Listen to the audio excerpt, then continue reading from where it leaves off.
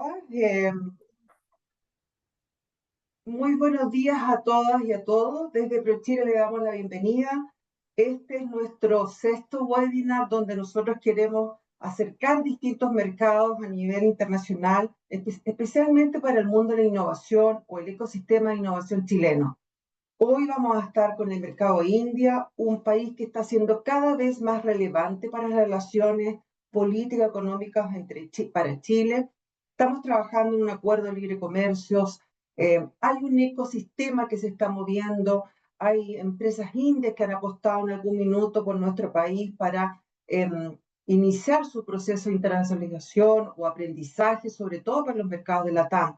Hoy tenemos importantes invitados, nos va a acompañar nuestro agregado comercial Jorge Loyola de nuestra oficina en India, vamos a estar con Karnataka, el Polo Innovación de India, vamos a estar con Startup India, que tiene un rol similar a nuestro Startup Chile, y vamos a terminar con un panel donde empresas que tienen este mix entre India, Chile, han estado trabajando y les van a compartir a ustedes qué ha significado esto de tener programas de aterrizaje, de trabajar con el mercado indio y por sobre todo para que ustedes vayan visualizando cuáles son esos tips que hace sentido que ustedes vayan incorporando su estrategia comercial en la medida que este mercado sea interesante para su estrategia de negocio y que nos vaya contribuyendo a internacionalizar la innovación chilena, las soluciones que nosotros no solo estamos llegando al mercado nacional, sino también a otros mercados internacionales.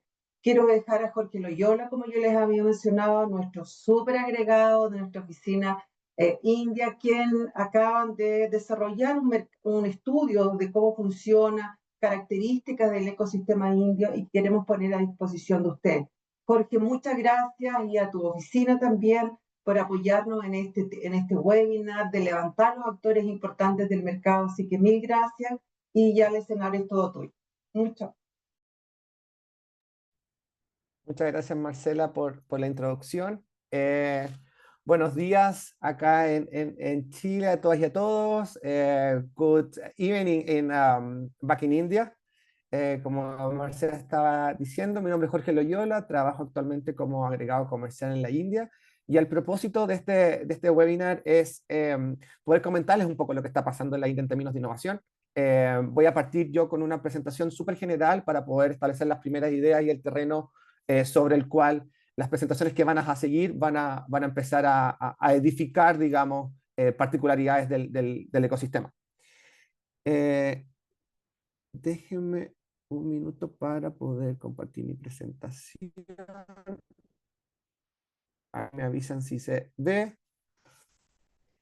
Buenísimo. Bueno, nosotros como ProChile, en la búsqueda de poder acercar ecosistemas y mercados extranjeros, lo que hacemos es todos los años generamos distintos tipos de estudios que están disponibles en nuestro centro de conocimiento en la página de ProChile, así que los invitamos a todas que puedan revisarlo.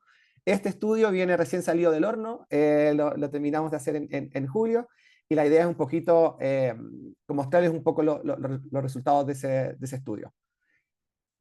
El mercado de la India en términos generales, bueno, la quinta economía del mundo, se pretende que sea la tercera economía para el 2028.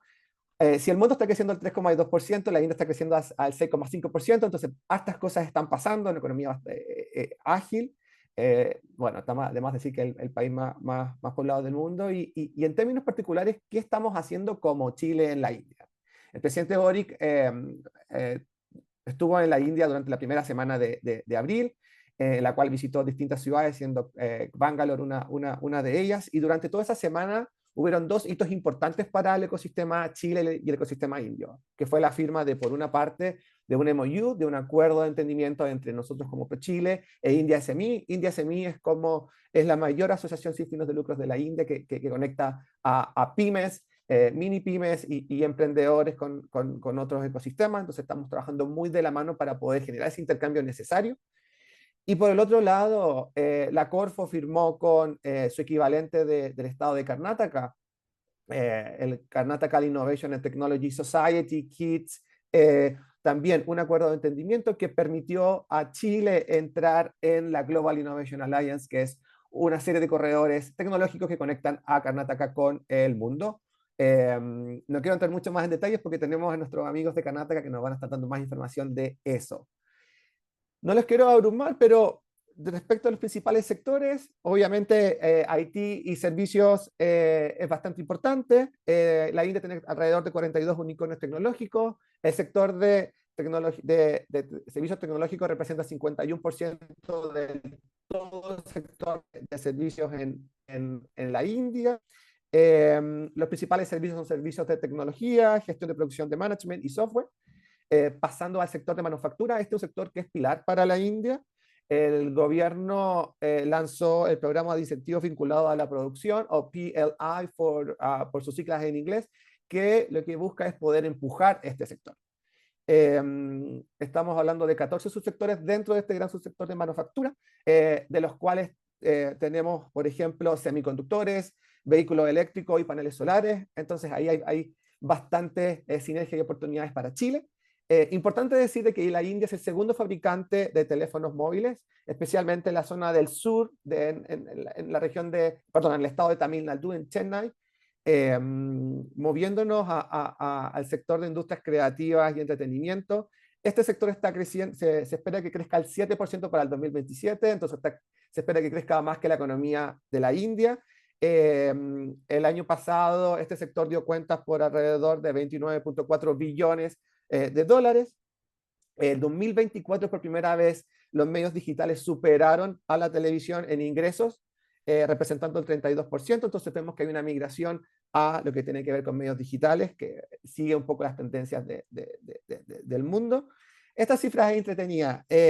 La India produce 200.000 horas de contenido, equivalente a 1.600 películas al año y a 190.000 horas en televisión, digamos. El otro sector que es interesante de mirar es el sector de salud. La India es uno de los mayores productores de medicamentos genéricos y eso lo ubica en el tercer lugar en términos de volumen de este tipo de productos. Last but not least, el sector automovilístico es bastante importante, genera alrededor de 300 billones. Se espera, perdón, que genere 300 billones para el 2026. Y ahora, dada la transición energética, lo que el país está aspirando es a transitar a vehículos eléctricos y se espera que ese mercado, esa producción llegue a 100 millones de dólares para el 2030.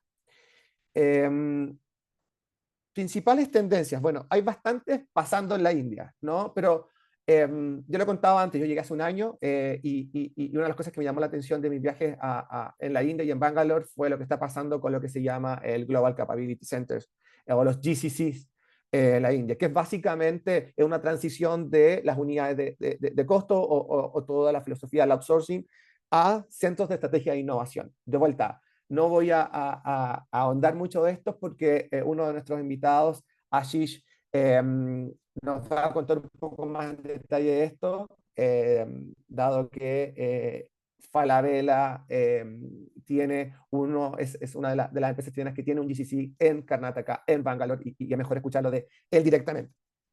Los principales eventos, sin ánimos de marearlos, hay varios, obviamente. Hay eventos que son a nivel pan-India y eventos que son sectoriales, evidentemente, y de estados. El evento más grande de innovación y tecnología de la India es Startup Mahakumbh. Es un evento que se hace en abril. Que se hace en abril y finalmente alberga todos los estados de la India.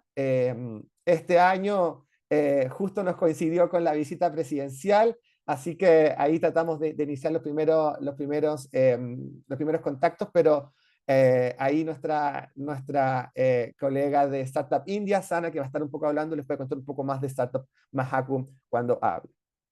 Otro evento interesante es Waves, que es un evento de audiovisuales y entretenimiento en Mumbai. Aquí están unas láminas de Startup Mahakumbh de la edición de 2025, que vemos que el primer ministro Modi atendió el evento y también proveyó de un par de keynotes speaking. Lo hablaba anteriormente, hay eventos que son a nivel pan-India o centrales como Startup Mahakumbh, sin embargo también hay eventos en los estados. Aquí vemos una lista de ellos. El primero de ellos es BTS, es Bangalore Tech Summit, que se va a hacer durante la última semana de noviembre. De vuelta, ahí voy a dejar a nuestros amigos de Karnataka que les cuenten un poco más de este evento. Ellos están en proceso ahora de poder reclutar empresas y delegaciones, así que más que bienvenidos para que puedan tener más información y levantar todas las preguntas sobre BTS. El ecosistema de innovación y de incubadora y aceleradora de innovación abierta es bastante extenso en la India. La India es el tercer ecosistema de innovación. El 40% del financiamiento es privado y hay una tendencia a poder migrar a sectores como videojuegos o Gen AI. Respecto a los programas de innovación abierta a nivel central, se pueden dividir en dos, a nivel central y a nivel estatal. A nivel central hay distintos programas, por ejemplo el Make in India, que se centra particularmente en manufactura, India AI, India AI Mission, que se centra en todos los desarrollos que tienen que ver con inteligencia artificial, India Slack, que tiene que ver con la infraestructura digital pública o la Digital Public Infrastructure, para poder acelerar finalmente y abrir nuevos mercados y nuevos servicios, digamos, a las empresas y a la gente de la India. Lo decía anteriormente, hay una parte de beneficios que tienen que ver con el Estado central y otros que son particulares de cada uno de los estados, y aquí citamos un par de beneficios que cada uno de los estados de la India entrega.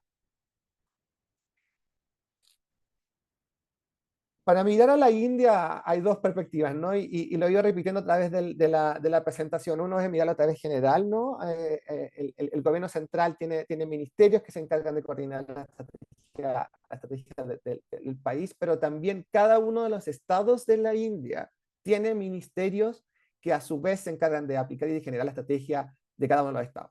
Entonces, los principales estados que están trabajando con innovación, bueno, el primero es Karnataka, en la cual Bangalore es la capital. La institución, digamos, la institución tipo de la Corfo que trabaja en estos temas es la Karnataka Innovation Technology and Services, KITS. Vamos a tener a una colega que nos va a estar explicando un poco más de esto. Acá vemos en la parte inferior de la presentación las corporaciones, las principales startups del ecosistema de Karnataka. Esto voy a pasar un poco más rápido, dado que vamos a tener una presentación particularmente en Karnataka. Recordar que como Chile tenemos un acuerdo con el Estado de Karnataka que básicamente lo que busca es handholding de empresas para las empresas y el ecosistema chileno para que puedan ir conociendo todos los beneficios que tiene Karnataka. El otro estado interesante de mirar es el estado de Maharashtra, del cual Mumbai es la capital. Maharashtra es el estado que representa más o menos el 14% del PIB. Y la institución que trabaja con innovación y tecnología es la Maharashtra State Innovation Society. Sectores interesantes en Mumbai, industrias creativas, sector financiero.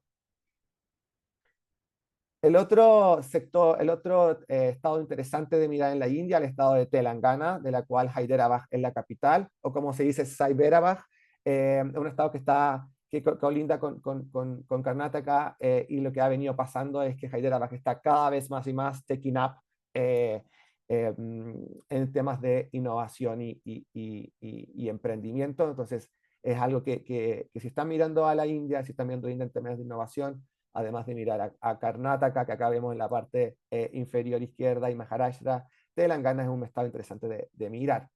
De vuelta, el estado tiene programas de aceleración, tiene eventos particulares, entonces el consejo es, antes de llegar a la India, vean bien en qué estado, dado el match de sus productos y servicios con los sectores, van a ir, porque la oferta de cada uno es bastante extensa.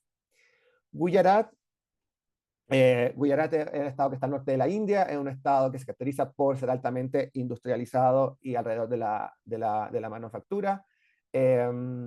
También un estado para poder mirar en términos de innovación. Tienen también programas de aceleración y emprendimiento. Principales sectores, como lo adelantaba, tienen que ver con manufactura, industrias como por ejemplo químicos, joyería, farmacéutica, automotriz, etcétera. Y también hay distintos eventos que si quieren empezar a mirar a Gujarat, los pueden empezar a ir agendando en sus calendarios. Last but not least, Kerala. Kerala es un estado que está en el sur oeste de la India, de la cual Trivandrum es la capital. Es un estado que está que está haciendo bastantes cosas interesantes con el sector. El año pasado, como ProChile, participamos como keynote speaker en el evento ícono de Kerala que se llama Huddle Global. Este año, como ProChile, también vamos a estar participando. Entonces, se están armando las conexiones con este ecosistema. De vuelta, al igual que los otros estados, también tienen distintos programas específicos de aceleración y emprendimiento. Los sectores los vemos acá abajo: tecnología de información, animación, turismo tecnológico, energía renovable. Entonces, como van viendo, hay bastante overlap con lo que venimos haciendo en Chile. Y como lo decía anteriormente, el evento insignia es Huddle Kerala, que se hace este año durante la primera quincena de diciembre. Eso, los pido disculpas si los mareé con la rapidez de la presentación, pero mi principal objetivo era poder pasar el mensaje de que hay cosas pasando en la India en tema de innovación, que los estados son importantes, que es importante entender lo que está pasando en cada uno de los estados y en base a eso hacer la estrategia para llegar al mercado. Lo mencionaba durante la presentación. Nosotros como Chile firmamos un acuerdo con el Estado de Karnataka, en la cual vamos a trabajar en conjunto para el intercambio entre entre el Estado de Karnataka y Chile. And now I'm going to switch to English because I would like to introduce to our next speaker, Shashank from the Karnataka Innovation and Technology Society, who will be providing us with some insights regarding Karnataka, Bangalore Tech Summit, and beyond. Shashank, the floor is all yours. Thank you so very much for joining us today. Thank you so very much for the opportunity. I think we are very grateful to ProChile and the allied entities which have called us for this virtual meet today.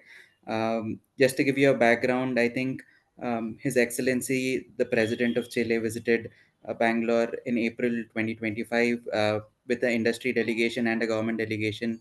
They engaged with the government of Karnataka and the department. We also have signed a letter of interest with the department and Confro, and we understand that Confro has a new head. We are looking forward to engaging with the new head as well and come up with impactful initiatives going forward between Karnataka and Chile. Now let me just present my screen so that I can give you a brief about what we do at the department. I hope my screen is visible. Yes, Yeah. we can. Yeah. So myself and my colleague Pratibha is also on the call. We work under the Department of Electronics, Information Technology and Biotechnology, Government of Karnataka. We specifically work under an initiative called Global Innovation Alliance. We are the one-stop shop for all international relations relating to innovation and technology under the department. So the allied entity is Startup Karnataka, and all of us together belong to the Karnataka Innovation and Technology Society, as you were mentioning, which is KITS. So moving on, just to give you a very brief background about the Karnataka startup ecosystem and how we look like. We are the first state in India to come up with an exclusive startup policy. We are the first state also to come up with an exclusive IT policy, BT policy, ESDM, animation, visual effects, gaming policy, and also a GCC policy. At the moment, as of date, we have 18,000 plus startups in the state. We are second in terms of the number of startups in the country, but we lead in terms of what is happening overall in the ecosystem. As per the Karnataka startup policy for 2022 to 27, our target is to reach a 1 trillion digital economy by 2025, to which we are we're close. We are closing in on the numbers. We have raised $76.7 billion in funding overall. That is specific to Bangalore, not taking overall Karnataka as a state. And in terms of the number of unicorns, we have 1/3 of India's unicorns housed in Karnataka, and Bangalore hosts 45 of them, with a combined valuation of $161 billion. And we are the 14th best startup ecosystem. This ranking was released just about 2 months ago by Startup Genome in their GSER report for 2025. And to give you an overall view of how we do in India as a startup ecosystem, the Department for Promotion of Industry and Internal Trade in India, which is the Government of India department, has so far done 4 ranking exercises one in 2018, one in 2019, 21, and 22. And we have been the best performing state or the top performing state throughout. Now, coming to what we do under the Global Innovation Alliance, we have a multitude of initiatives under the GIA. One, the most prominent being GIA Market Access Program, or GIA MAP in short. I will take you through all of them in detail later on, but I just want to explain it in one slide. GIA Mixer, wherein we give an opportunity to the foreign delegation coming in along with their startups to mix with our startups.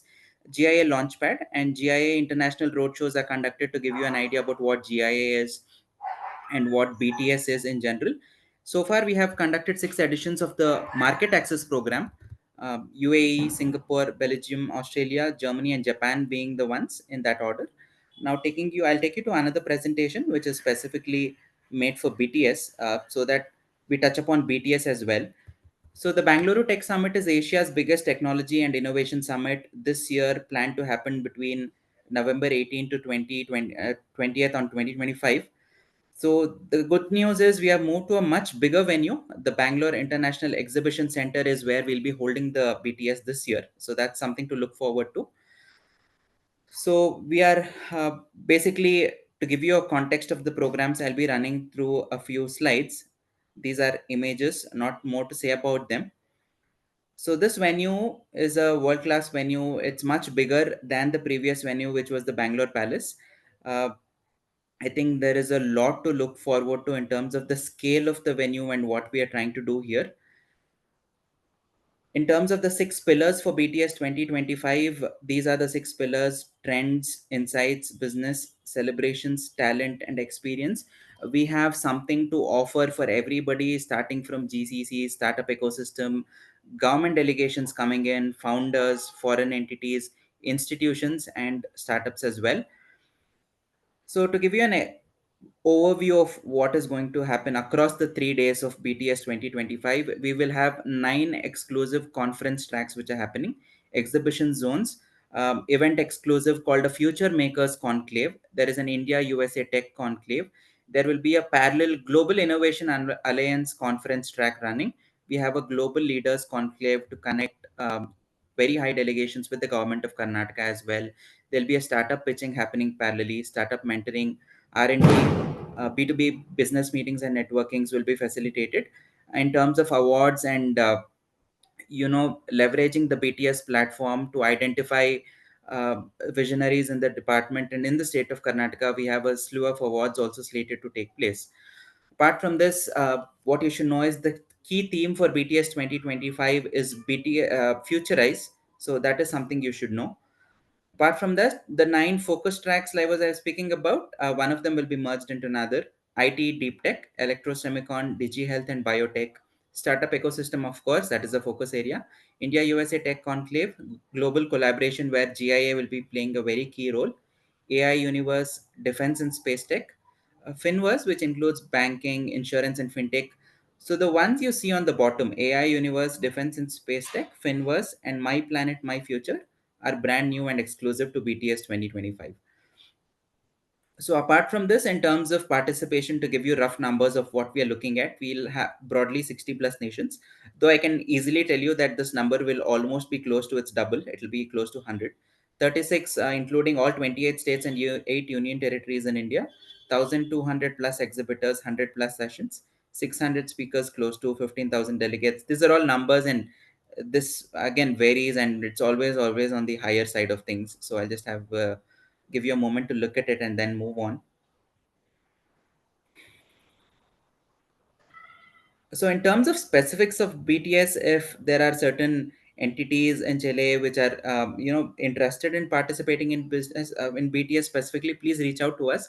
There are different modes of engagement with BTS, so we can give you a clear picture on that. Considering the time we have now, I want to keep it very limited. In terms of pavilions, there's a specific pavilion across 7 different sectors: corporate industry, Global Innovation Alliance, Startup Zone, STPI National Showcase, which is Science and Technology Parks of India National Showcase. It will be very focused on the science and technology aspect of things. We have an exclusive R&D pavilion, and all the leading states of India will be showcasing their own startup ecosystem and innovation ecosystem. And of course, we have at the center of it all a Karnataka showcase. In terms of sector-specific pavilions, one to biotech, health tech, electrosemicon, telecom, space tech, mobility, BFSI and fintech, green tech, edutech, animation, and gaming. Now, coming to international collaboration, there are multitudes of ways of engaging with us. There's always a high-level delegation with ministers or heads of innovation authorities which reach out to us.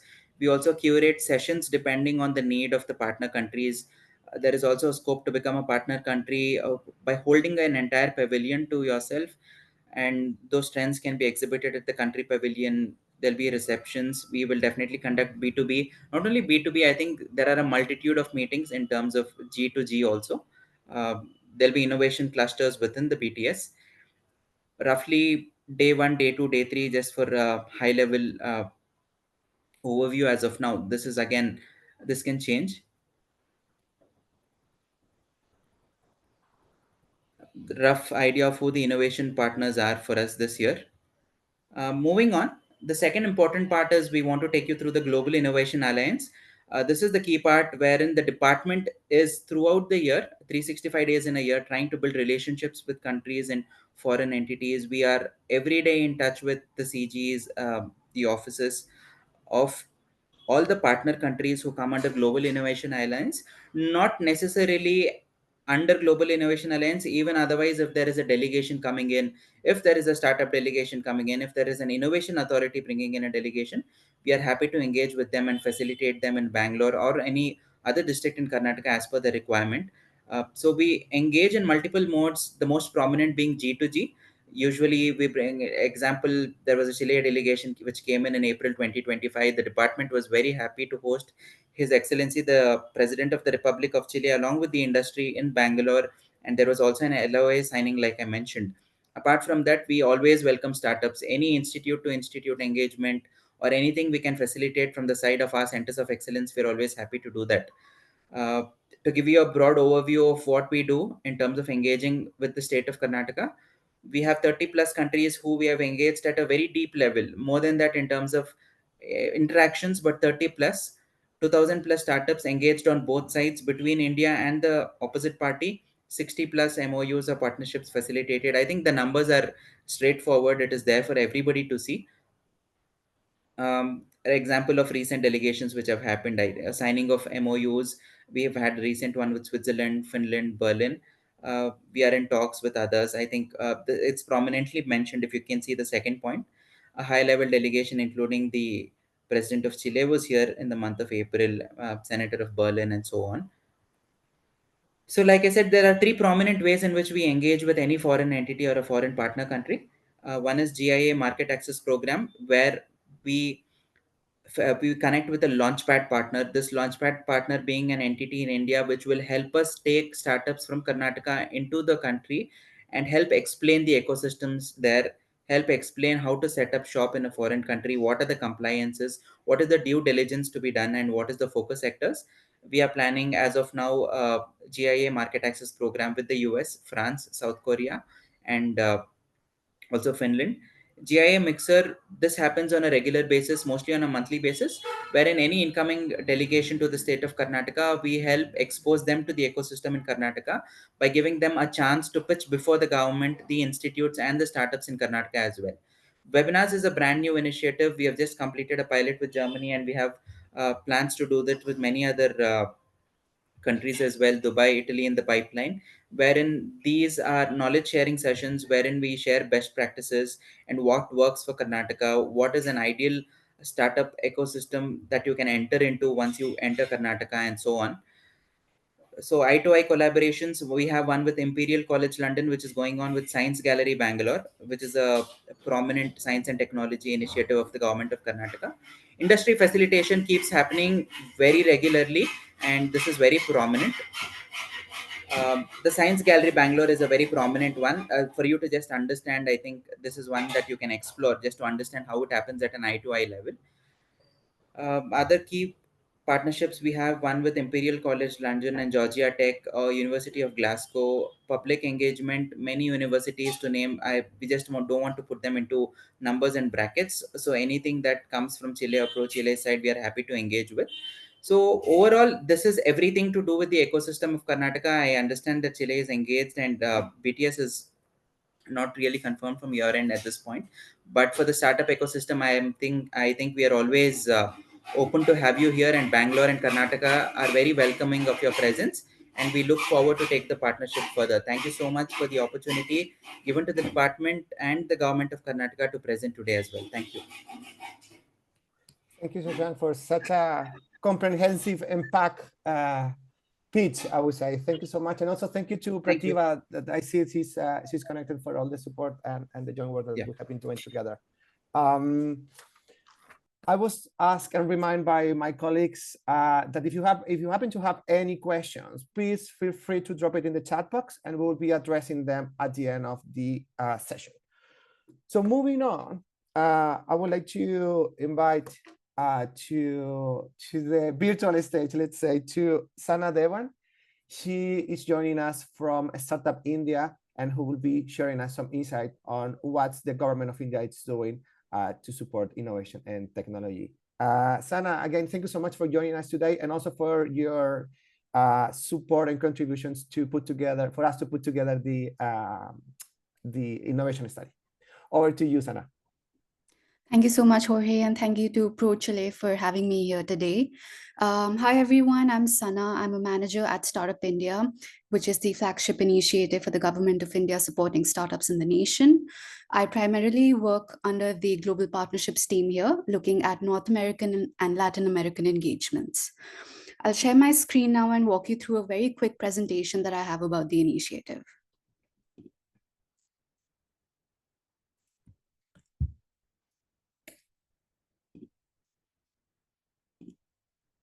Is my screen visible? Yes. Okay, wonderful. So back in 2016, the Prime Minister announced a new vision for the Indian economy.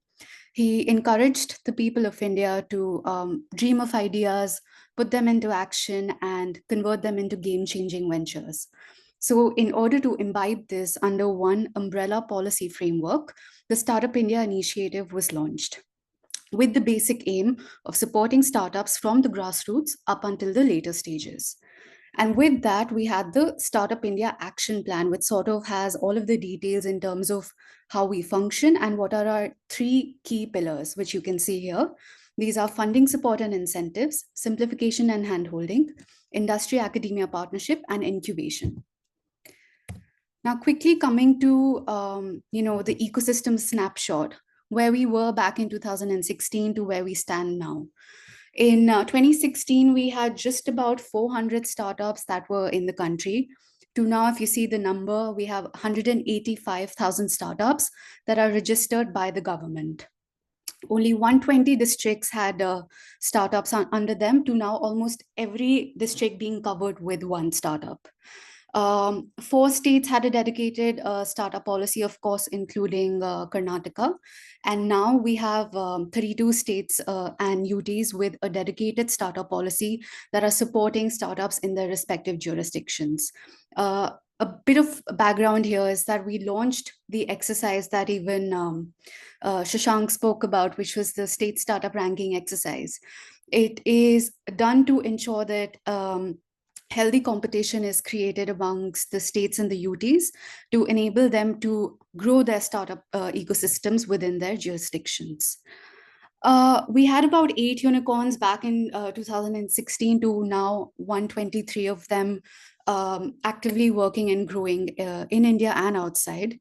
The funding that these unicorns have raised till now is $364 billion.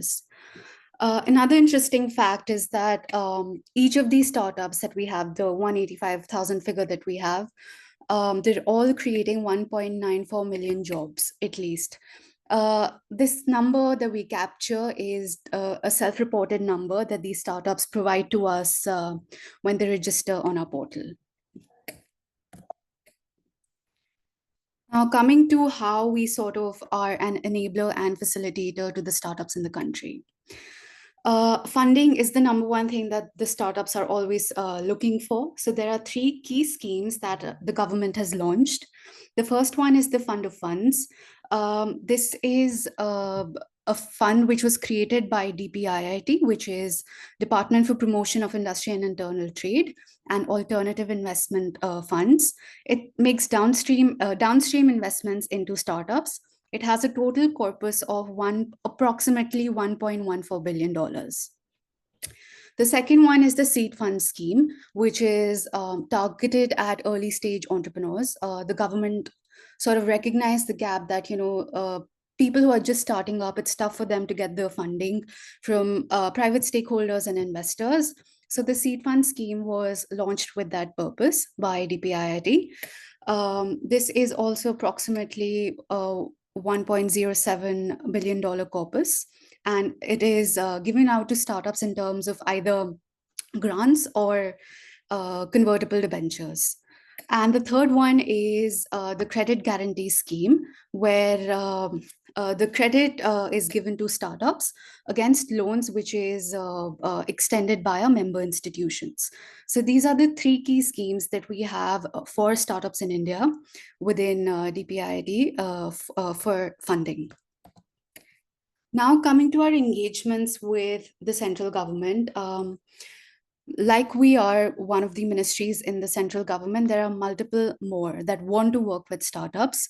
So we sort of work with them, work on their core expertise, build dedicated programs with them, let's say in the form of an innovation program. So how this works is that, taking an example of, let's say, Ministry of Textiles, we work with them, we identify certain problem statements that need to be solved within the textile sector.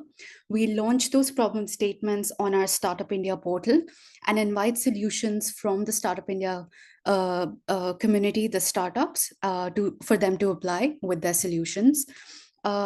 After that, the shortlisted startups are then handheld by these ministries, given mentorship support, and ultimately given pilot orders for their projects. So this was one example. You can see all of the departments that we have worked with over the years, which are 41 of them.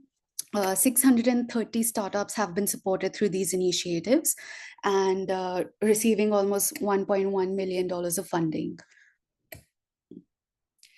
Just like the central ministries, we also work with the private sector, the corporates, which are very important to our startups as well. So these are some of the corporates that we have worked with in a very similar manner. We would launch an innovation program with them on certain problem statements that they need solutions for from the startup community.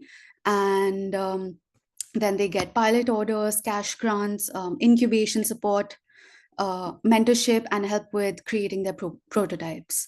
So through this, around 100 corporates have partnered with us, benefiting around 250 startups with almost $8 million of funding being given to them. Coming to working with our global partners, we have 21 bridges and 2 strategic alliances with all of these countries that you can see here on the screen.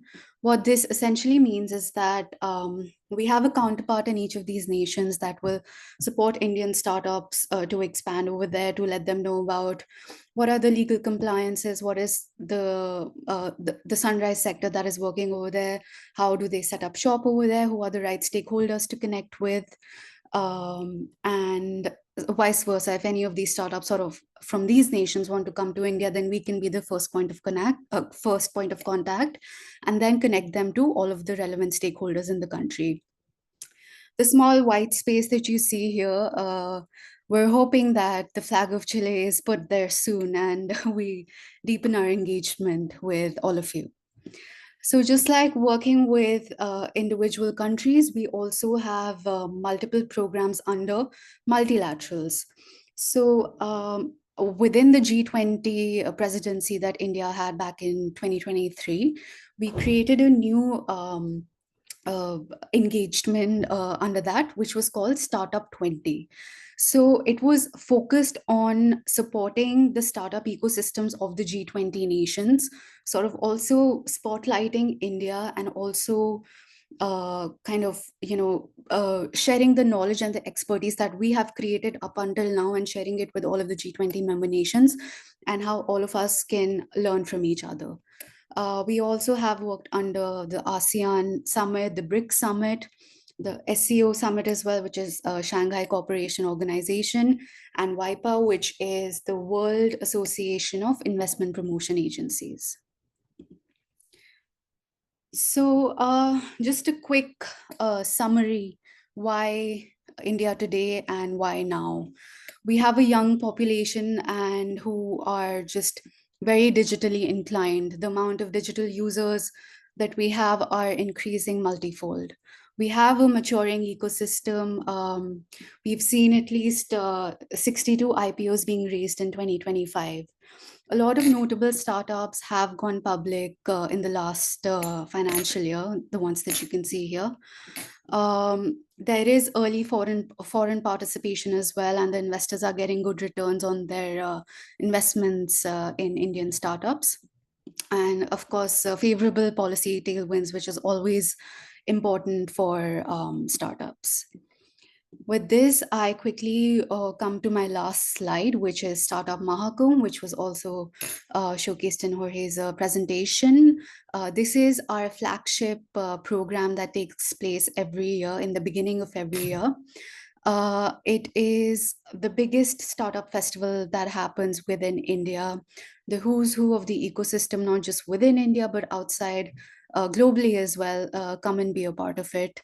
The first edition was graced by the Prime Minister himself. The second edition that we concluded this year in April had about over 60 countries participate with their dedicated booth space, and all of their startups also exhibiting to the Indian market, engaging with investors and stakeholders, participating in pitching sessions and mentorship sessions. The summit also featured a lot of speakers, including the sharks from Shark Tank India. There were almost 200 curated sessions and almost 15,000 B2B meetings that we had concluded. And we're hoping to see ProChile and Startup Chile and all of the startups participate in the next edition of Startup Mahakumbh. And with that, I come to the end of my presentation. I'm happy to take up any questions, or if you want to connect with me later and have more details about the initiative, I'm happy to do that as well. Thank you. Thank you, Sana. Thank you so very much for such a comprehensive and condensed presentation. I believe that you covered nicely different bits of the ecosystem. So moving forward, I would like to intro to our colleague from ProChile India, Netika Sangal, our head of innovation at the ProChile India office, who will be moderating a interesting panel discussion, which will mix how to open a company. We'll be talking about success cases of Chilean companies in India, and also companies with experience, whether participating in Startup Chile and now being back in India. With that presentation, I hand it over to you, Netika. Thank you so very much for putting this together. Over to you. Thank you, Jorge. As he mentioned, my name is Neetika. I work here as the innovation head in ProChile India, and now I'm going to be leading the fireside chat. Before we start, I would like the participants, the panelists, to introduce themselves, a little about what they do, how are they connected to Chile, just a brief introduction. Shall we start with Priyanka? Thank you, Nitika. Thank you, Jorge. Buenos dias, Chile. My name is Priyanka. I am a Startup Chile founder. Started the company called the Live Green Co. Now we are DBio. When we had Sana talking about the 400 startups in India, and before it grew to the 185,000, I was one of the startups looking to then move out of India to be able to test, pilot, and fundraise, and received a lot of support in Chile. So we were a part of multiple Startup Chile programs. We won a lot of demo days, and then we in fact raised our first round of venture capital in Chile, an oversubscribed round during COVID. And then we flipped the company to flipped the company to the US. And then we came back to India to set up our R&D labs in Delhi NCR. So my connection is primarily a lot with, there is a saying in India called Karma Bhumi and Janma Bhumi. Janma Bhumi is a place where you are born, and Karma Bhumi is the place where you flourish and succeed. So in our story, I would say Chile played a huge role in success, and we are still growing and continue to be a part of multiple ecosystems in the startup world. Very quickly, what DeepBio does is DeepBio uses big databases, AI, ML, and a biotechnology process called precision fermentation to create sustainable ingredients. We have already developed over 10 active functional ingredients that can be used in food fortification, nutraceutical, and cosmeceutical, which range from probiotic metabolites to DNA identical human breast milk fat and multiple others. So that's a little about me. Perfect. Thank you so much, Priyanka. We're very happy to have you. Moving on to Ritika. Yeah, thank you. Thank you, Ritika. Beautiful to having me on the panel. My name is Ritika. I am a partner in the tax and regulatory services at Ernst & Young, India. Ernst & Young, as most of you would know, is a big four consultancy firm having offices in more than 150 countries across the world. We provide services ranging from assurance to tax to regulatory consulting, tech consulting, you name it, and somewhere somebody would have provided that service. As a background, I've been with the firm now for 22 years. So it was my first job and I decided to continue here at TY. What I do in terms of my day job is that I have advised a number of companies across the world who are wanting to set up operations in India. What could be those critical factors of setting up operations, location study, type of companies, tax incentives, talent-related incentives. How do you meet the compliances that the Indian government puts through across various laws that are there? So it's like an end-to-end service of helping companies set up operations in India, manage the compliances, as well as ensuring that if they are part of a global MNC or a group, how do they ensure that there's adequate return that is going back to their overseas entities?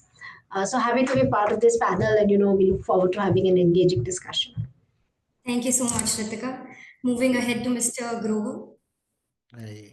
Hey, buenos dias. Good evening here. My name is Ashish Grover, and I have been working with Falabella, as most of the Chileans would know, the company for last 8 years or so. I helped Falabella actually set up a tech office in India where we have about 350 engineers and digital developers here. I've been doing various roles for Falabella. I was a CTO for e-commerce for Falabella, and then I became a group CIO. I was living in Chile for almost 3 years in Santiago, and I recently returned back to India just 2 months back. And right now, I'm the advisor to the CXO team of Falabella and helping them with AI strategy and how to, deal with the big change of AI that is bringing in all our organizations. And my experience has been all through in technology. And before Falabella, I have worked for a lot of years with Target, the US retailer, and helping them set up their tech office and helping them with the retail journeys and technology innovation. So I have a little bit experience of what it takes to build and transform technology and how to make this operating model work across the oceans. So that's where I come from. So very glad to be here. Perfect. Thank you so much. My first question would actually be to you. What do you think were some of the reasons for choosing India as the destination for opening Falabella's GCC? Like very quickly, what are the reasons? Sure. So we opened we opened this office in January of 2018, and Falabella at that stage was figuring out how to accelerate the digital journey, um, and there were also very digital native companies, as you would know, like Mercado Libre, and also a lot of Chinese companies and American companies who were entering that market. And Falabella being a very strong player in that region and a lot of historical um, success, wanted to make sure they win in digital transformation as well and changing their business model. The technology was a bottleneck at that time. And the idea was, how do we think, given the complexity of Falabella's ecosystem with multiple retailers and financial services, how do we build platforms at scale, which not only help in current digital growth, but also is a foundation for, the future of Falabella.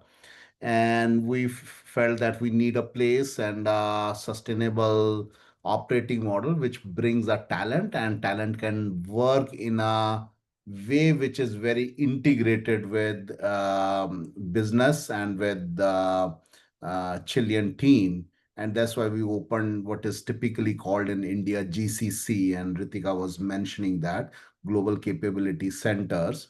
So we are probably one of the only or very few global capability centers of Chile. And we have been building that digital platforms. And as people in Chile would know, Falabella has been doing really, really good now in terms of digital growth and marketplace across its businesses. That's due to the great partnership we had with Chile and Indian team. And now we are, thinking about the next stage, which is how we do a AI-led transformation for the group. Perfect. Thank you so much. My next question would be to Ms. Ritika. From your experience at EY, what do you think are the first key steps a foreign company should keep in mind when they want to enter the Indian market? Okay, sure. So I would call it a very, it's a journey, right? So you really can't say, okay, here are the 5 things that I need to do. But if somebody was to ask me, what are those key steps that one needs to do? I think the first thing that you need to do is do a location study, right? India is a vast country, north, east, south, west. We have cities, we have talents, we have incentives. We just heard about Karnataka. There was also a lot of mention on Karnataka, Hyderabad, Kerala in the report. So I think the first thing would be, what's the nature of activity that you want to do and which is the location that will support you. And the location would also be important from, perspective of infrastructure, talent, incentives. Like Mr. Grover mentioned, digital R&D, it's all centered in the south in Bangalore. So, if somebody were to say that I want to set up a GCC or any kind of a company towards R&D, towards, tech, naturally you'll go down south because that's where all the incentives are. So I think the first one is to start, do the location. The second most important one is while we have made a lot of, good steps in terms of attracting foreign investment. And most of the policies here are liberalized, but there are still some sectors, which require a prior government approval. So if it would be something like, ITS, which is the, tech, R&D, all of that, that's of course under 100%, there's no approval, so it's 100% allowed within the country. But if somebody was to go down the path of agriculture or pharmaceuticals, these sectors are a little regulated. So I think that's the second thing you need to see, the sector in which you're coming in from. Are there any prior approvals required, or is it there within the 100% approved limits? The third thing would be, obviously you're going to come in from Chile. We are assuming, of course, global MNCs would have various other headquarters. But what is the kind of entity that you should set up? So should it be like, if you're in an exploratory stage, we have seen companies set up very simply called liaison offices, where they just come and want to explore the India market. Does it make sense from a talent perspective, business perspective, commercial reasons? So they'll just set up a simple liaison office, gather information and take it back. But if your plans are pretty much set and you know that this is what I want to achieve from India, then a company setting up a proper incorporated entity, as we call it, would be a good choice. So the third one would be to know what's the kind of entity that you're setting up. The fourth one, of course, and related to the company, would be the various registrations that you would require, from tax registrations to opening of bank accounts and all of that. I think the fourth one again is I've mentioned a lot about talent, but talent, we can't do without employees. So talent availability is, the other important thing. If you are going to be, we spoke a lot about innovation, startup, and all that. So there is fair bit of legal, system in the country around IPs. So intellectual property again becomes something which is very important, especially if you're going to be, in that stage of technology and innovation. So you need to know, what are the laws around it? How do you get Indian IPs registered, trademarks registered, and how, those global trademarks can also be used in India. So again, a very important consideration. The last one would be tax laws. We have again made tax very simple. Under the current Prime Minister, he has ensured that the way taxes are there in India is a much simplified structure than what we were probably 30 years back. In fact, last week we earlier had an income tax act that was set up way back in 1961.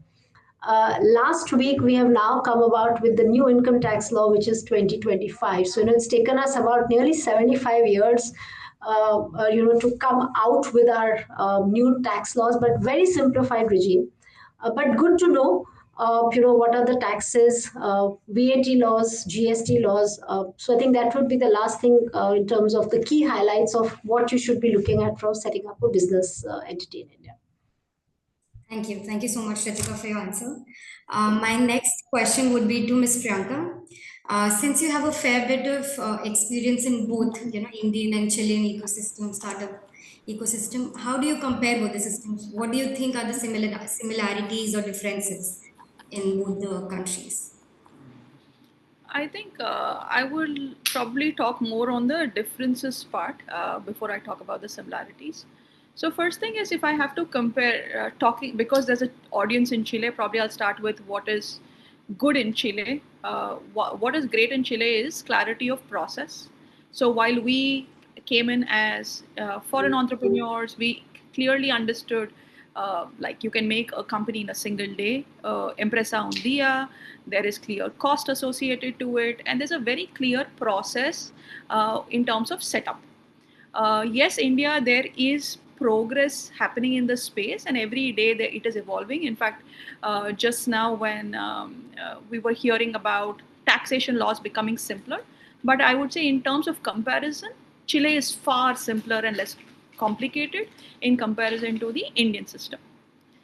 Then what really works in Chile's favor is definitely the strong public funding. So in a startup ecosystem, the time, the process, and the process of start to finish is very predictable.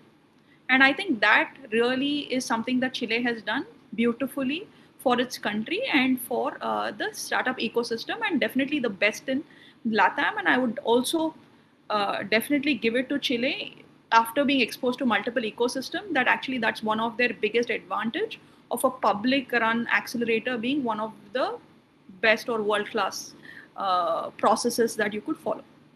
But when it comes to India, I think I would say that I have seen India change. Like when I left India in 2017 to Chile and then came back in 2021, 2022, the amount of change was multifold when it comes to the whole ecosystem itself.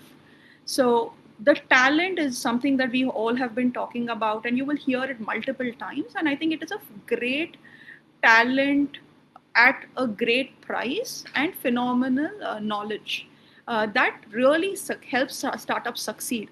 And I think that is something that India really brings to the table in terms of an opportunity of unexplored talent or untapped talent, which is specialized. The next is the maturity of the venture capital. So Chile does a great job where you go from 0 to 1. But when you want to go to 1 to 100, I think India has done a good job of, once you get to 1, the 100 path has been defined. So the 0 to 1 is a lot of work in progress that's happening. But the 1 to 100 has really developed over time, and the number of unicorns are a testament to how quickly and how matured the system has become. So I would say these are the core places of differences between both the ecosystems. Each one have it to their own in terms of strengths. And as startup founders, everyone are used to navigation, surprises thrown at them. So I'm sure founders, I would be happy to support and guide with the knowledge I have, and also connect people. But I would say those are the high level differences between both. Perfect. Thank you. Thank you, Priyanka, for your answer. Going back to Mr. Ashish, how would you say Falabella has evolved since its opening, in terms of scale, capabilities, contribution to the Indian businesses? If you can give us a little bit insight on that. Yeah. No, so as I was mentioning, Falabella has been in last few, has been a very successful physical retail organization like 7-8 years back, and has been multi-generational success, and a brand that everyone loved in Chile and Latin region of Peru and Colombia and rest of the countries.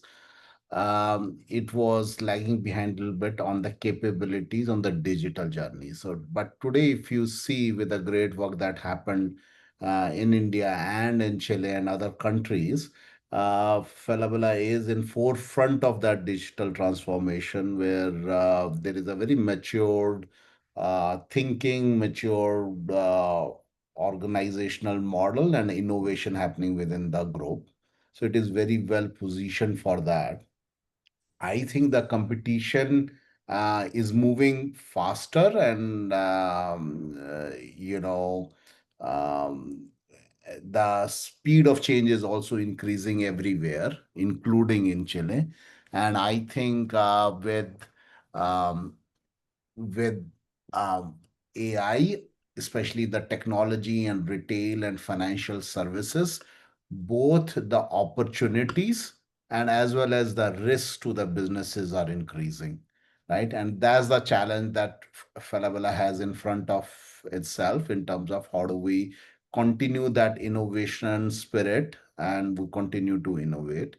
As I think Ritika and Priyanka has been kind of alluding to, there is a great India has some strengths. Like for example, there is a talent and also some challenges, but talent being one of the great leverage at a right and very reasonable cost. But I think the other very interesting thing which people talk relatively less about is the access to the world. So, which is very interesting thing to think about. So, for example, I'll give you today's example. Today, all day, I was in an event done by Walmart. And in that Walmart event, I was there as a Falabella. There was people from Target, there were people from Lowe's, and there were people from Home Depot. Now, in the same forum, and they all sharing what they are gonna do, how they think about this. It is unimaginable to having that competitors in one space and having a sharing of ideas happening in anywhere in the world. So it is also a gateway where people are culturally very open to share. So I think that's another thing which I feel in the new world of ecosystem, Falabella would leverage this capability. Perfect. Thank you so much, Mr. Ashish. Going back to Ms. Ritika, what are some of the relevant tax benefits or exemptions available for a foreign company entering the Indian market? Sure. So, like I was mentioning, we've just overwhelmed and revamped our complete tax laws. And I think Priyanka also alluded to the fact that things have changed in the last 8 to 9 years.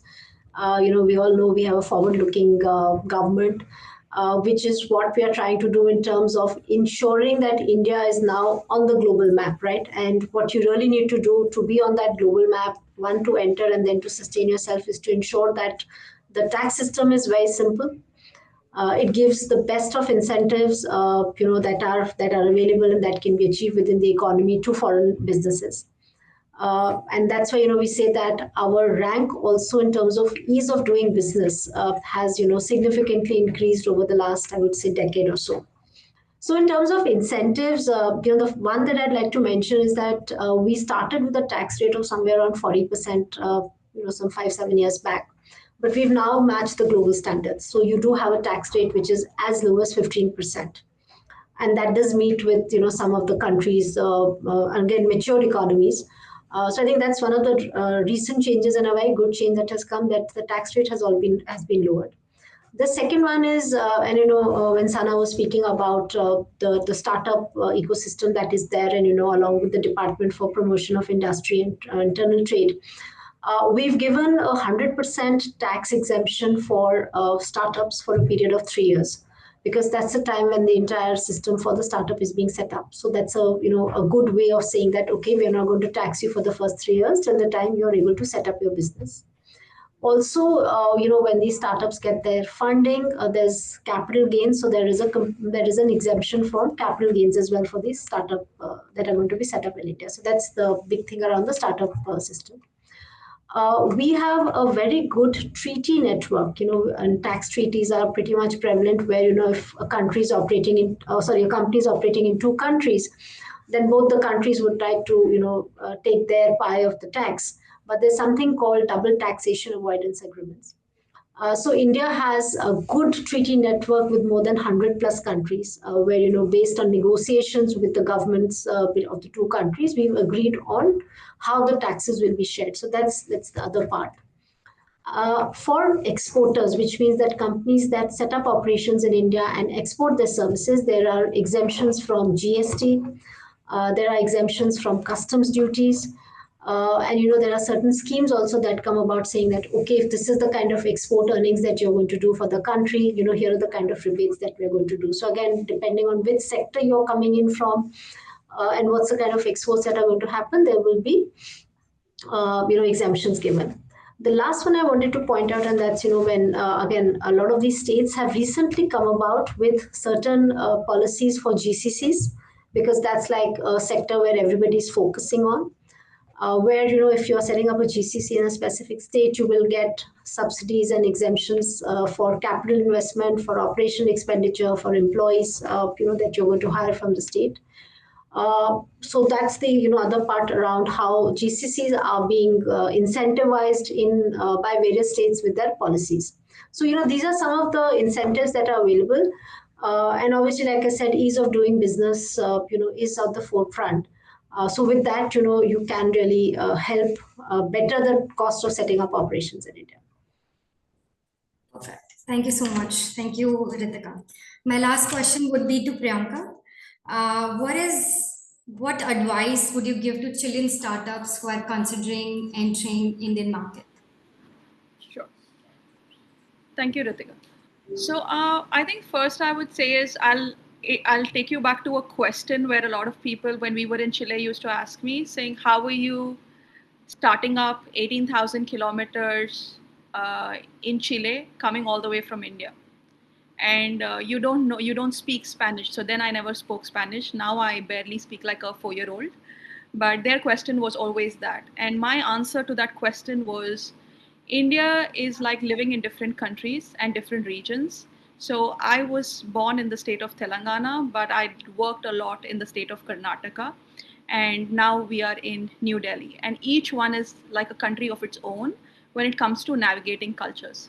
So my advice to Chilean startups and founders is treat India as multiple countries in a country, each to its own, whether it comes to language, whether it comes to policy, whether it comes to the industry. Like it was rightly pointed out by Ritika earlier, that you really need to understand how your startup fits, where it fits, and that navigation is critical and fairly challenging. So my advice would also fall back onto, with this being the constraint, having a local business partner is extremely preferred to help you navigate those challenges. So if you can get the right person on board with the right attitude and a culture exchange, I would definitely say that your navigation within the country is going to be a little easier than doing it all by yourself.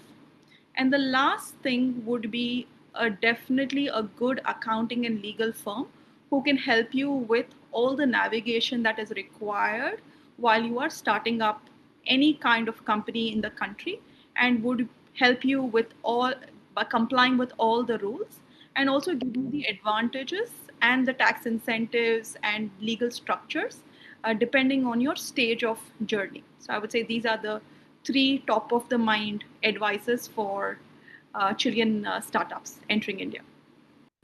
Perfect. Thank you. These are all the questions I had for the panelists. Thank you everyone for being here. The floor is now open for questions in case there are any for any of our participants. We would be happy to answer them. There's one question saying that if we are doing anything in the salt, soil, or saving water into agricultural sector.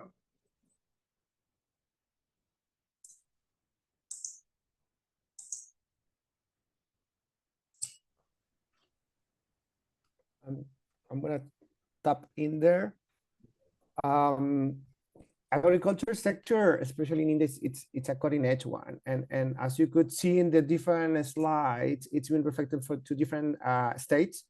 So there must be some special programs and incentives and a potential market for that there. So I'm more than happy to review this together and see how we can help you to tap into those opportunities.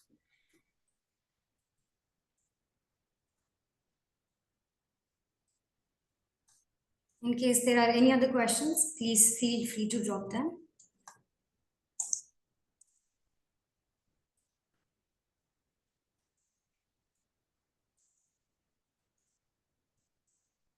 I think that I have one last, maybe to the whole panelists. Any final comments, thoughts, ideas? We as Chile, we are just starting to tap into India when it comes to technology and innovation.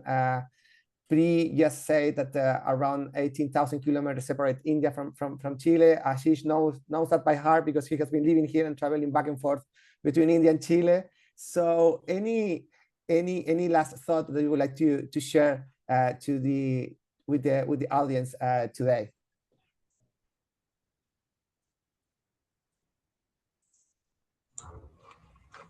Let me add something. Sorry, I'll just add, and then Ashish, you can go on. So I think Priyanka did allude to the fact that you need to go to somebody who can help you navigate. I would say that things have become much easier. But yes, that navigation is definitely important because you are going to move out of Chile and come into a new country, so you want to really know what you're getting into. And more important than that is, there is a lot of compliance that is there in the country, so you don't want to be on the wrong side of law. So I think that that's something which is very important. So whenever any business is coming in, at least, as EY, we tell them that understand the complete landscape. So just don't say somebody's gone to India, so I need to follow. So understand the complete landscape, do your pros and cons, and decide then which is this the right country, and then how do you go about setting operations in India. I think that's most critical.